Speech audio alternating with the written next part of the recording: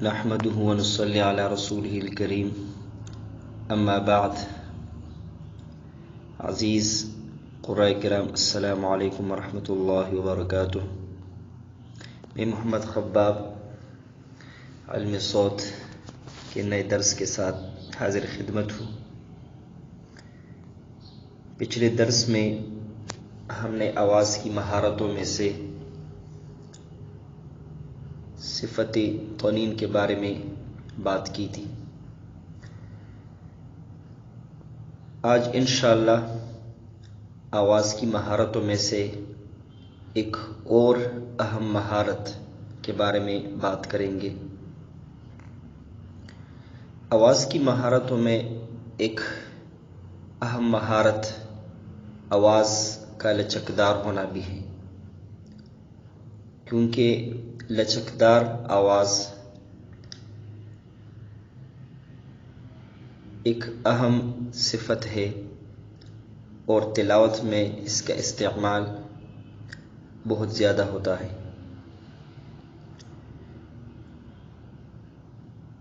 آواز کے لچکدار ہونے کے مختلف درجات ہیں.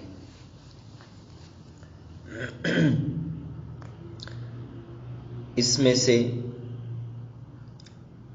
ایک ہے اہتزازات، یعنی آواز کا ترکنا. اس سے مراد آواز کی وہ لہریں ہیں جو آواز کے طبقات میں سے کسی طبقہ میں پیدا ہوتی ہیں، یعنی یا قرار میں یا جواب میں یا جواب الجواب میں. آواز میں ایک خوبصورتی آ جاتی ہے. مثلا انگلش میں اکثر ایک اصطلاح اس کے لیے استعمال ہوتی کہ آواز کا فلیٹ ہونا اور آواز کا وائبریٹ ہونا. مثلا فلیٹ آواز اس طرح ہے: بسم اللہ الرحمن الرحیم.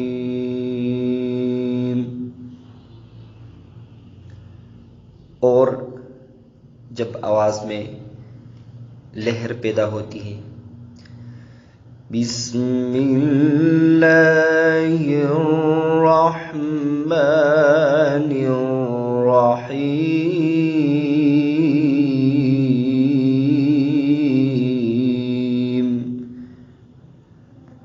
آپ لوگوں نے ملاحظہ فرمائیں کہ پہلی بسم اللہ میں آواز بالکل سیدھی جا رہی تھی اور دوسرے میں بھی آواز میں لہریں پیدا ہو کر اس میں خوبصورتی کا باعث بنی.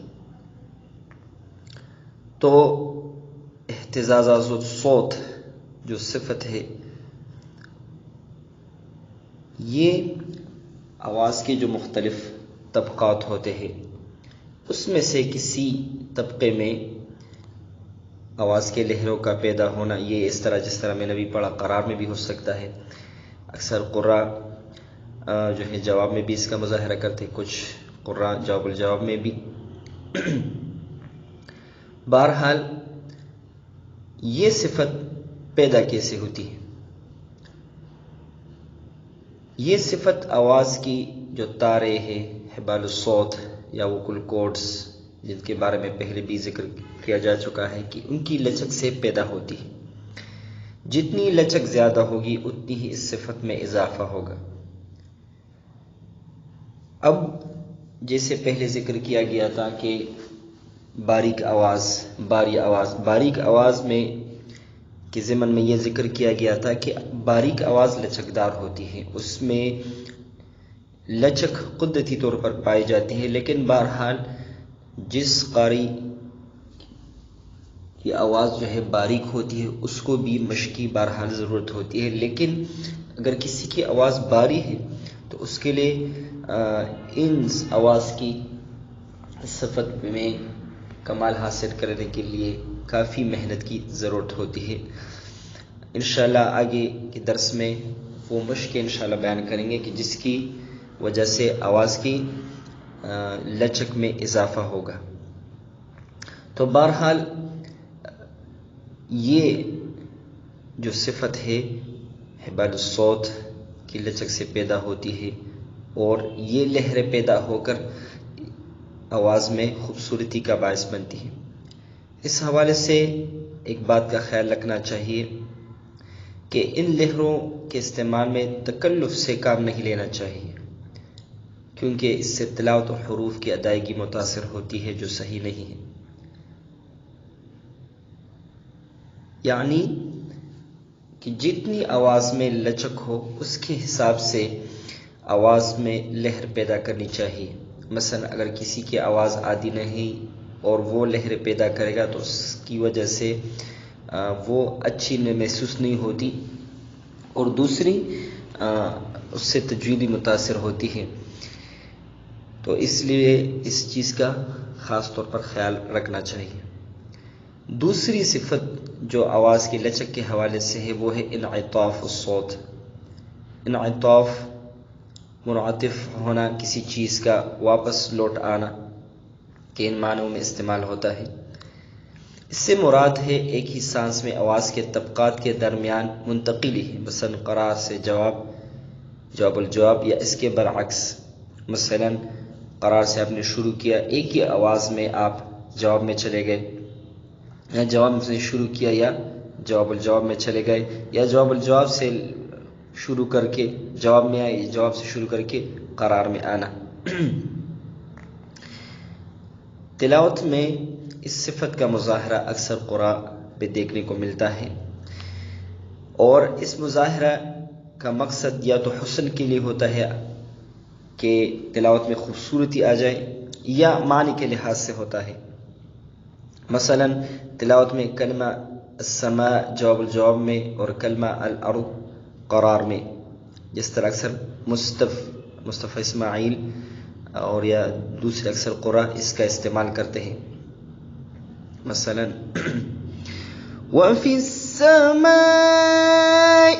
إِلَٰهٌ وَفِي الْأَرْضِ إِلَٰهٌ، کہ کلمہ السماء کو اونچی آواز میں پڑھا اور وفی الارض الہ اس کو نیچے انداز میں پڑھا۔ آواز کی لچک کے حوالے سے ایک اور اہم صفت جس کو عرب الصوت کہتے ہیں، تلاوت میں آواز کے مختلف طبقات میں جب اتار چڑھاؤ کے دوران آواز کو جو انتہائی تیزی یعنی سرعت کے ساتھ جو لہریں دی جاتی ہے اس کو عرب الصوت کہتے ہیں۔ کہ جس طرح بعض قراء خصوصاً پرانے قراء اور ان میں بھی سے بھی کامل یوسف ہے، اور ان کی تقلید میں محمد اللیثی رحمۃ اللہ علیہ، اور خصوصی طور پر الشیخ محمد رفعت یا ابو العنین شعیشہ رحمہم اللہ، ان کی آواز میں اس کا مظاہرہ دیکھنے کو کافی ملتا ہے۔ اور یہ ایک اہم صفت ہے کہ اس میں آواز میں حسن کے ساتھ ساتھ حزن کی کیفیت پیدا ہوتی ہے۔ اس وقت میرا گلا جو ہے اس چیز کی اجازت نہیں دے رہا کہ آپ کو میں سنا سکوں، لیکن بہرحال کوشش کروں گا کہ کسی اور وقت جو ہے آپ لوگ کو بتا سکوں۔ لیکن بہرحال جو شیخ محمد رفعت کی جو آواز ہے، مثلا تھوڑا سا میں پڑھنے کی کوشش کرتا ہوں۔ بسم اللہ الرحمن الرحیم قل هو اللہ احد اللہ الصمد۔ تو یہ بعض جگہوں پہ جو ایک لہر سی دی جاتی ہے جس میں سے حزن کسی کیفیت پیدا ہوتی ہے، تو اس کو عرب الصوت کہتے ہیں، اور اس کے حوالے سے کافی قراء جو ہے مشہور ہے جو اس چیز کا مظاہرہ کرتے ہیں۔ آج کل اس چیز کا کافی فقدان ہے، اور اس کی وجہ جیسے پہلے بھی میں نے ذکر کیا تھا کہ بے دریغ استعمال ساؤنڈ سپیکرز ان چیزوں کا۔ تو بہرحال کوشش کرنی چاہیے کہ آواز میں قدرتی طور پر خوبصورتی پیدا کی جا سکے۔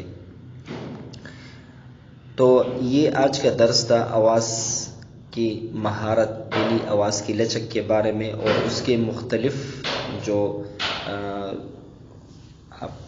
اس کے طریقے کہہ سکتے ہیں یا حصے کہہ سکتے ہیں، کہ جس میں ایک تھا کہ مختلف درجات میں جو ہے آواز کو لہریں دی جائے، اور دوسرا تھا کہ آواز کی مختلف طبقات میں منتقلی کی جا سکے آرام سے، کہ آپ آرام سے قرار سے جواب، جواب سے جواب الجواب یا اس کے برعکس پڑھ سکے، اور پھر اس سے جو اگلا درجہ تھا انتہائی آواز کی لچک کا مظاہرہ، کہ مختلف حتیٰ کہ زبر یا حروف مدہ کو پڑھتے ہوئے بھی بہت تیزی کے ساتھ آواز کو لہر دینا، کہ جس سے وہ اس حرکت یا اس حرف کی مقدار بھی وہ متاثر نہ ہو اور اس میں خوبصورتی بھی آ جائے۔